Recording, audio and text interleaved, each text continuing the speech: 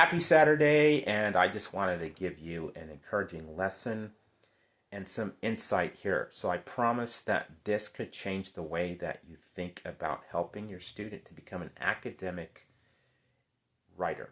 Okay, and so I just had a situation. I'm going to describe for you a failure and how this failure was redeemed and flipped around through a simple analogy. So in other words, I'm trying to make the case for creative writing. Now, I had an appointment with a parent in Texas on Zoom scheduled for this Saturday, and for whatever reason, I'm still trying to investigate. She didn't get the alert from the calendar app, and so she had sent me messages. I got a message. I sent her the Zoom link, but for whatever reason, she didn't get it. And so it may have been that my phone was on airplane mode. We don't know yet, but there was a lot of text messages back and forth. And she sounded a little frustrated. And so I read in between the lines that I was apologizing and taking full responsibility that I failed her, even though I even messaged her minutes before the Zoom again. And anyway, that doesn't matter. The point is, I considered it a lost cause, especially when I start to texting people my apology and explanation and this and that, and it's like, oh my gosh, I probably overwhelm people. And so I want to explain to you how this helps your high school writer. I bet you're wondering how.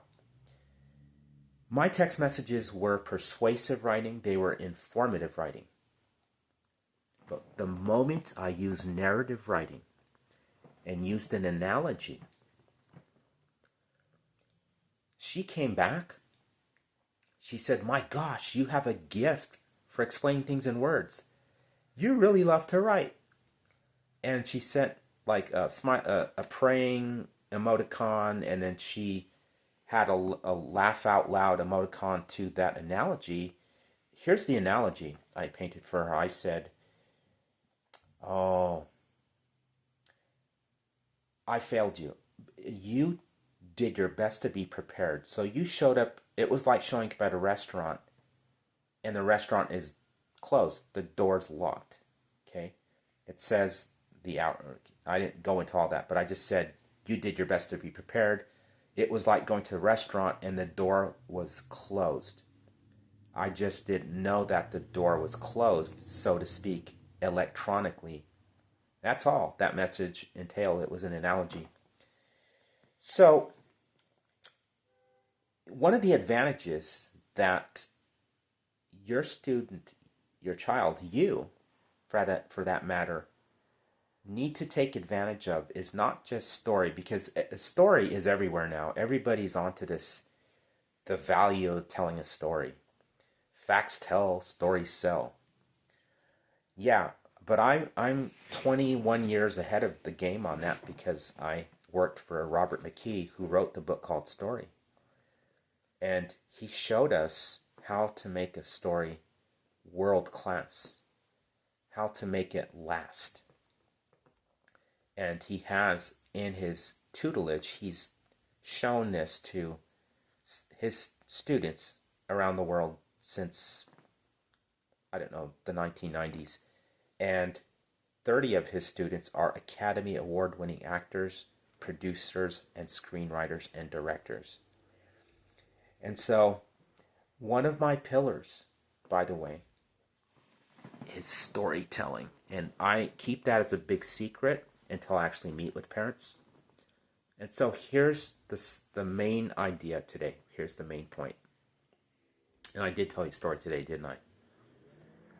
And by the way, we're going to reconnect, the mother and I, and I'm going to be helping them with some needs that they have academically, creatively. They're looking for creative writing help, especially with regards to competition. Now, your student needs to be very familiar with the forms: informative writing, persuasive writing, and writing to entertain. And if they can combine a little bit of entertaining writing, some narrative writing, and they're very aware of and have a good grasp of academic literary terms. They know what an analogy is. They know what a metaphor. They know what a symbol is, a simile. They know what personification is. And so they use figurative language when they communicate. They're going to be so much more effective, even when they're writing a research paper, right? Because nobody wants to read a boring paper. They want to be entertained. They want to be engaged. They want to be surprised by how you go about giving them that information. And if you can make them laugh, and if you can paint a word picture for them, it'll stick with them for a very long time.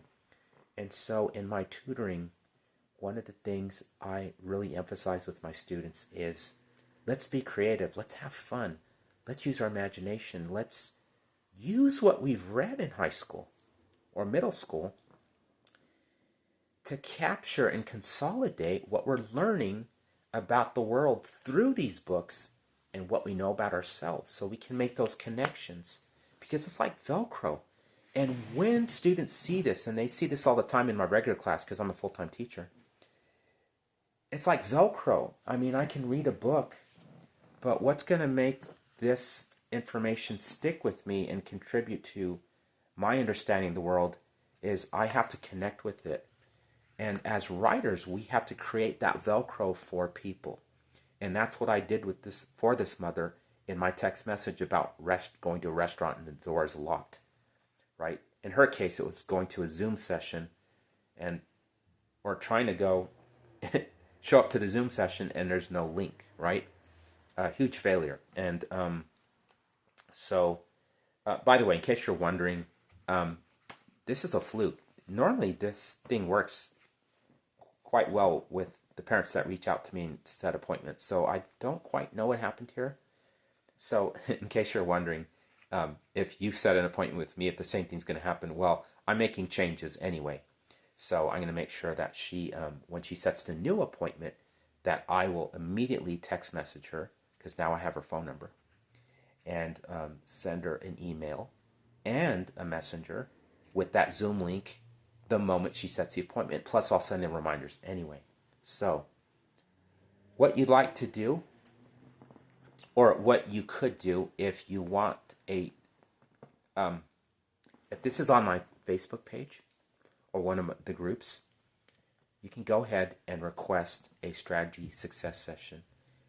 And I'll sit down with you and your child, and we will create a customized roadmap for them based upon their frustrations, their needs. What does good look like to you in terms of their writing, in terms of their English language arts, reading, writing, listening, speaking. And then I will give you some tools. And one of the tools will be the 47 literary terms that contain some of the terms that I mentioned in this video today. And so when students see the activities there, and it's pretty much it's coordinated with the activity of watching a Disney movie, in this case, The Lion King. So all those 47 literary terms have examples from the movie, and it has an activity that you can use with your family, the whole family, to make learning fun. And maybe during the summer, or at any time, you can make sure that your student has those important terms that are important for any student to be able to read or write anything. And it forms a really great bridge between reading and writing. So anyway, sorry, I'm nerding out at this point because you can tell I get excited about this stuff.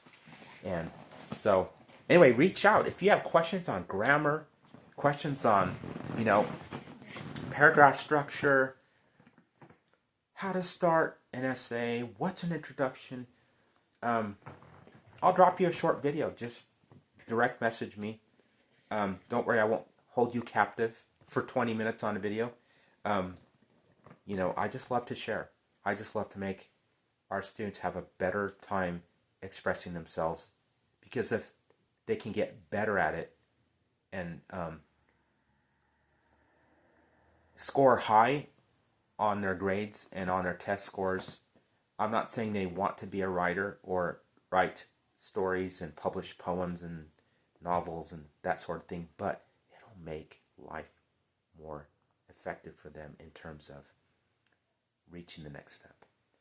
And you know, when they become a doctor or a nurse or a business person, and they can create word pictures for people, for their kids that they watch at home, the kids that they're raising, and that's your grandkids, by the way, they're going to be powerful in how they communicate because they're good readers, they're good writers. Okay, talk to you soon. Just go to the description in the video below or the comments below, and there'll be information how to reach me there. All right, so take care, and let me know if this video is helpful. Let me know if you want other videos that are similar to this, that are way shorter, so you can say, hey, give me a 2-minute video on how to correct run-on sentences. Give me a 3-minute video on how to start an essay. You know, just the sky's the limit, really. I am really here to help you guys and your students to get ahead. All right? Take care. And yes, you can ask about my structured, tutoring programs because they last multiple weeks. And so, all right. Talk to you soon.